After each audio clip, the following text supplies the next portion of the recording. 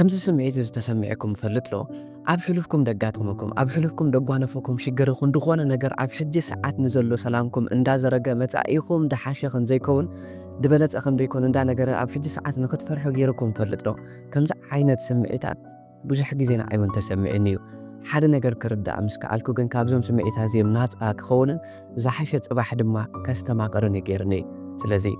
ኣብ ናይ ሎሚ ቪድዮ ብዝግባእ ነዚ ነገር ዝንሪኦ ክኸውን እዩ ናብ ቪድዮ ቁም ነገር ንምርኣይ ትመፁ እንተረኣኹምኩም ካልድ በሃል ሳብስክራይብ ንምግባር ቤተሰብ ኩኑ ናፍታ ቪድዮ ከብለኩም ከምዚ ዓይነት ስምዒታት ብዙሕ ግዜ ነስተኣናግድ ኢና ሓደ ክርድአና ዘለዎ ነገር እንተደኣ ሃልዩ ግን ንሕናን እዞም ኣብ ሕሉፍና ደጋጥሙና ነገራትን በበይንና ኢና ንሕና ኣይኮንን ንሶም መንነትና ክንርዳእ ምን ምዃንና ክንፈልጥ ህይወት ከመይ ከም ትሰርሕ ክንርዳእ እንተደኣ ኢልና ድማ ዝሓሸ ህይወት ምንባርና ዘይተርፍ እዩ ካብዚ ሕጂ ሰዓት ዘሎ ሻቕላ ውፅእ ኢልና እውን ናብ ዝሓሸን ድበለፀን ህይወት ምዃንና ዘይተርፍ እዩ እታ ክንርዳኣ ዘለና ወሳኒት ዝኾነት ነገር ግን እንታይ እንተደኣ ኢልኩምኒ ሓደራ ኣሕዋት ተሸኪምናዮም ዘለና ናይ ትማሊ ሓሶታት ንሕጂ ሰዓት ደላ ሓቅነትና ንኽድውንዎ ብርሃንና ንኽጋርድዎ ኣይንፍቀደሎም ኢና ትማሊ ደጋጠመና ትማሊ ደጓነፈና ኣብ ሕሉፍ ደጋጠመና ነገራት ነዚ ሕጂ ሰዓት ደሎ ውፅኢት ደኣ ሂብና እምበር ንሕና ኣይኮንናን ውፅኢትና ንሕና ክንፈላለዮ ክንክእል ኣለና ሽግራት ኣጋጢሙክ ደኣ እምበር ሓፍተይ ሽግርቲ ይኮንኩት ንስኺ በደላት ኣጋጢሙካ ክኾን ይኽእል ደኣ እምበር ሓወይ ንስኻ ብዱል ትብደል ኩሉ ግዜ ከምኡ ዓይነት ነገራት ድተፈረድካ ማለት ኣይኮነን ክሳራታት ኣጋጢሙካ ክኾን ይኽእል እምበር ኩሉ ግዜ ትኸስር ማለት ኣይኮነን ዝተወሰኑ ልምድታት ኣለዉ ኣብ ኣእሙሮኻ ተሰሪቶም ነይሮም ንኽትከስር ገይሮምኻ ንኽትብደል ገይሮምኻ ንኽትካሓድ ገይሮምኻ ነፍስኻ ክትርዳእ ምን ምዃንካ ክትፈልጥ ብዝግባእ ድማ ንህይወት እንታይ ክትርዳእ እንተደኣ ኺልካ ግን እዚ ነገር እዚ ሕጂ ሰዓት ከብቅዕ ይኽእል እዩ ስለዚ ሓደራኹም ኣሕዋተይ ትማሊ ዝኾነ ሰብ በዲልና ክሄድና ትማሊ ዝኾነ ነገራት ኣጓሊፎምና ወይ እውን ትማልና ጽቡቕ ደይ ክኸውን ይኽእል እዩ ግን ትማሊ ዝነበረ መንነትና ስለ ዝተደጋገመናን ስለ ዘጋጠመናን ሕጂ ሰዓት ንሕና ኮይኑሎ ኣነ እኮ ብድልቲ ኣነ እኮ ይረብሐኒ ኣነ እኮ ኣይክእልን ኣነ እኮ ኣይኮነለይኒ ኣነ እኮ እንዳበልና እቶም ደጋጠሙና ነገራት ምስ መንነትና ሓዋዊስናዮም ኣለና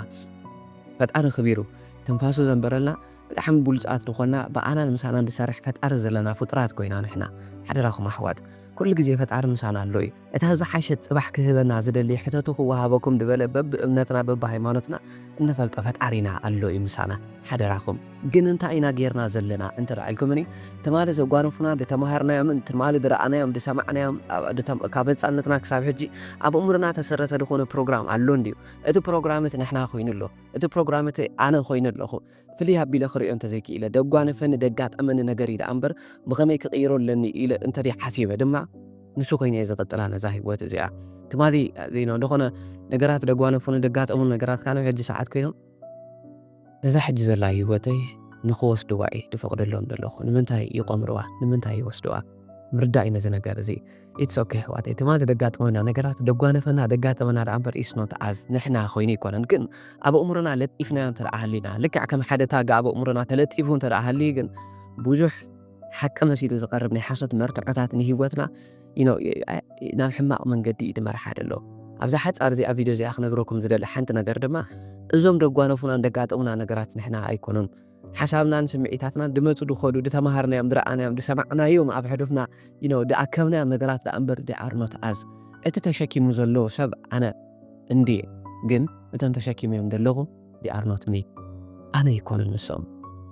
ስለዚ እንታይ የድሊ ምርጋፍ የድሊ ኣብ ሕጂ ሰዓት ኮንካ ነብስኻ ምስትኽኻል ናብ ዝሓሸ ህይወት ንኽትከይድ ዘኽእሉኻ ነገራት ንዕኦም ኣብ ምንዳይ ምኻድ የድሊ ሓደራ ኣሕዋት ተሸኪምናዮም ዘለና ሓሶታት ምርጋፍ ኣብ ሕጂ ሰዓት የድልየና ኣሎ ነዞም ሓሶታት እዚኦም ኢድና ኣይንሃበሎም ንስኺ እኮ ድንልልኪ ክትከድ ኣለኪ ንስኺ ሓፋር ኢኺ ንስኻ ይትኽእልኒ ኢኻ ሰባት ክስሕቁኻ እዮም ከም ዝኸብሉኻ እዮም ትማሊ ደጓነፈና እንድተባሃለና ነገራት ኣብ እሙርና ቸይቸይ እንዳበለ እታ ፅባሕ ንጎ ክነብራ እንደሊ ህይወት ድማ የስእነና እዩ ዘሎ እንታይ ንግበር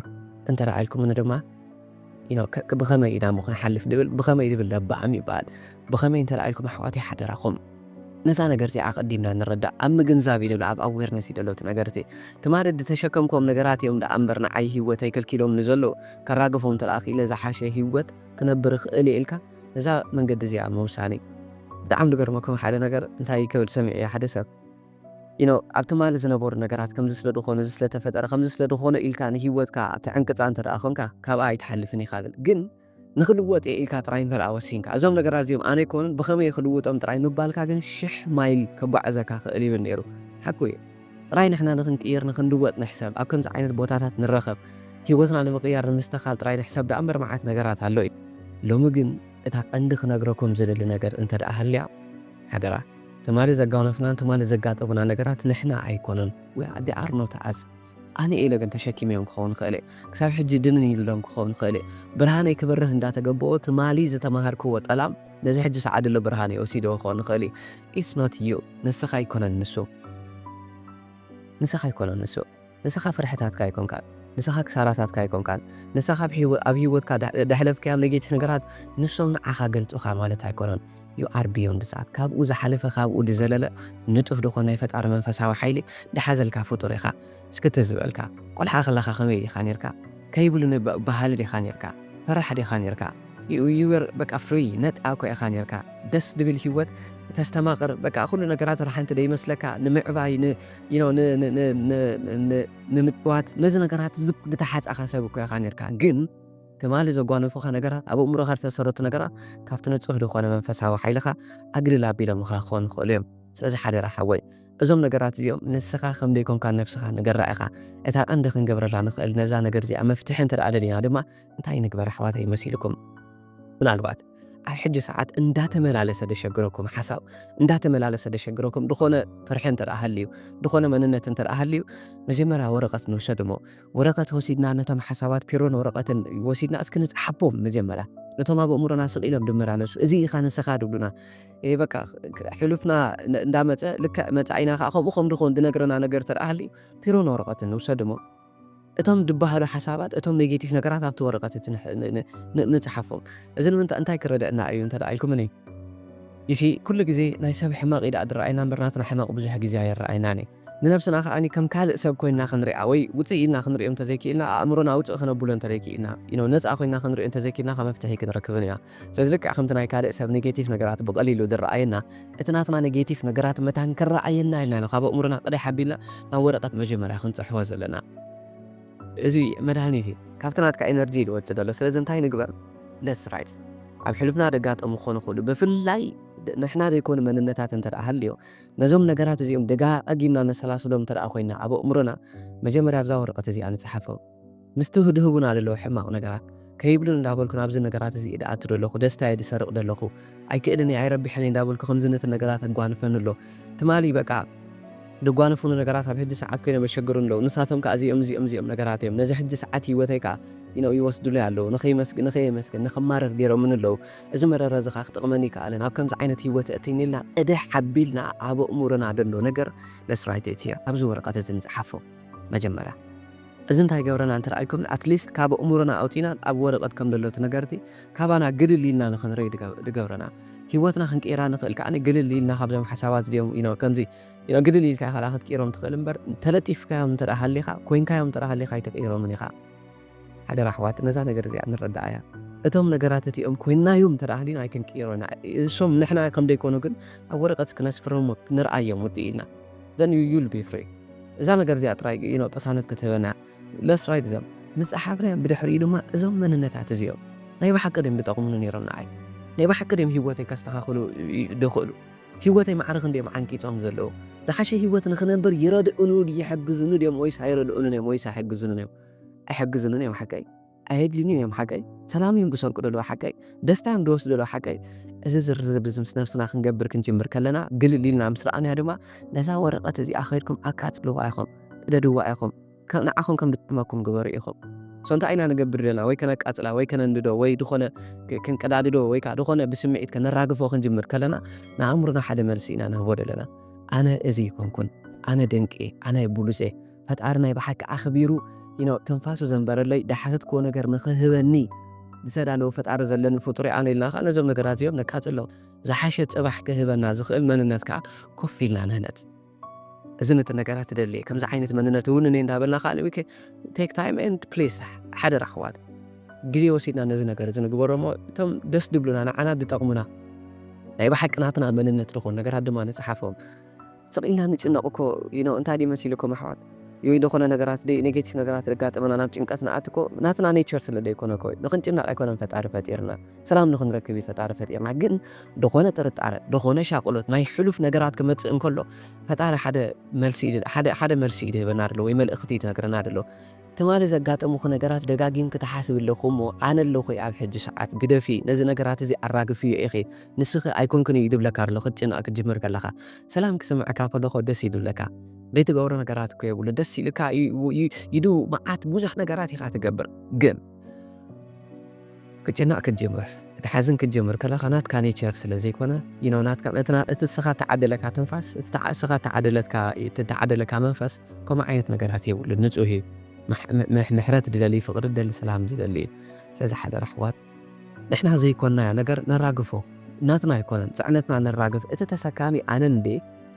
إذا تسكيمي لك نجر كن أنا يكون نزل نجر زمرد أرما محرات تلناي تلازي بليس ما رزق جات أمنا عب حلف دقات أمنا شجرات عب حلف دقات أمنا تجمعات عب حلف دقات أمنا نجارات إحنا يكونون انتهي لأزقات أمنا نجاراتي لمدتها خنقية حسابنا خنقية تقباراتنا خنقية ترى فينا دم دق يورو نجاراتهم حدا راح حفتي من البات نزع فيديو زي أخذ رئين كان لخد خونه شجر بزي حكي تنابع أنت أهل لخي إتاني بعتتي سقيلك أي تزارو يا أخي عبد قمي أو عليا عبد شلو تعب عليا حوي وين بتها مساسالي تجنق أنت أهل لخا عقلها تقلبي لك أنت أهل ليو مفتاح خيبة كان أبزخل شلوت مفتاح خيبة كان أبزخل بتقدس حساب أخذ كي كذكر على كامبر حدا راح وات سقيلنا أنا بعتنا جلم ما ينبن سقيلنا حساباتنا أبديتك بوتا أين وعلم فتعرف لهم سنة زحشت أبحون كم ده لونا ردو ينتر أب حد ساعات كنت سرح كينا جن حدا راخم إذا حد ساعات أبنا بلو زلنا نبعتها بتقولتنا أب كنا بلو انتر أخيلنا كطيري أبزبل دستابزلو مسجانا أبزملو أب كنا بلو انتر أخيلنا دنت أبت نبعت صباح نجوه واقع اللواي جن سقيلها تزاري أب جنك أتاب تايد بال أب حزن ترى انتر أخينا جن مفتحي كهلواني يردني حفتي حوي ونردني كبيرنا أخونا قليزي وتزي جن تمال زنورو من النتات بق عبد تسرتنا من النتات يمد أمرني هو كبات نخد كون جيروما أب حج ساعات أقلل كان بلون ترى أخينا فتعرض ما نزوم كبت تشجراتنا كن كرر اللون ترى أخينا أبيت ما يفت أرينا نزوم شجرات زيوم كتفومي أبيت ما يفت أرد قلك دما تمال زوجانو فن نجارات الراجفة نوع تقبيل عب حج ساعات زحاشة سكون كم زغلن دينكن ما استنكرن دخونا تأمر دخونا بقعتها وشت أي كم دلو خرداء أنت الأخيلا فتعرض ما كحزن ترى أخيلاني حدرا فتعرف غدرنا كلون أنا زد لنا سلام فقريت عنا هابت بركت نخنستما قريد أمبر نخن كنزو نخن شجرا يكونن حدراكم دخونا شجرا قات من أنت الأهليون مال أختنياي إذا نجارات إذا أستخاخل أبحيينا كم فرح كنجمر كلا نو تجنر علىها الأريا أود ما تكا تجنر علىها ما حساب كاستخاخلي يلقى تجنر الله ما حساب كاستخاخلي نعنات كي كورن إذا حق ده يجبك حافتي نحاك ويجبك كان يحول أي يجبنا أنا سلام يجبنا أنا سلام دلو دما أبحج ساعات كون كان مسكانا خا أبحج ساعات كون أنا بولوس إيه دنك إيه ده حشة هيوت كنا برزقل مننا تهوشت أعلو فتعرف لهم ساي كتبل أنت رأخي الكاي نزي أخنا تكبر لازم أن نتزخاني كنا راقفون عوخم قفون ترى أخيلنا حدش من النتهانيتنا دما حدش يوت كنجمر خيرنا تدخل لش عقريفو زي كارفنا فتعرينا دما مسانا إمو حواتي حد راخم نحنا تراينا نفسنا نقدر فامبر فتعرس هيك قرفناني سلازي خوات إذا فيديو زي تقييماتكم ترى أخينا نخلو سواتون الشير قبور لهم يخم أغي تي بزخ حدشتن ترى أخونكم نفل سبسكرايب كي قوركم تملكتون ترى أهليكم سبسكرايب ناخد قور عدومكم أكال فيديو كسان راخب سلام سمعنا أخم